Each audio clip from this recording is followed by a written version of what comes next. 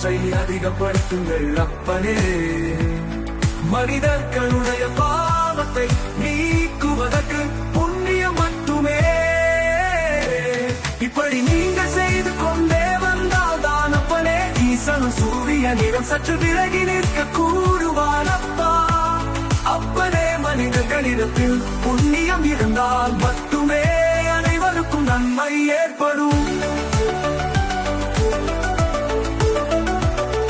என் பக்தர்கள் அனைவரும் இன்னும் தன தர்மங்கள் இவ்வுலகில் வாழும் அனைத்து ஜீவராசிகளுக்கும் நீர் தானம் செய்யுங்கள் அப்பனே.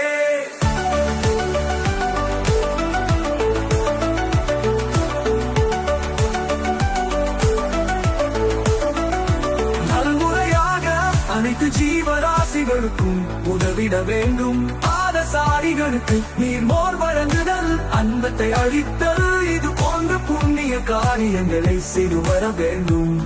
நீர் தானம் பெறும் புண்ணியம் அப்பா. அப்பனே நீர் மோர் பந்தல்களை அமைத்து அனுதினமும் வருகின்றவர்களுக்கெல்லாம் உதவி வர வேண்டும். அவர்களது மனம் மகிழ்ந்தாலே உங்களுக்கு புண்ணியம் பெருகும் அப்பா. என் பக்தர்கள் இனிமை காலத்தில் அனைவருக்கும் அனைத்து ஜீவராசிகளுக்கும் கூட நீ மற்றும் உணவை வழங்குதல் வேண்டும்.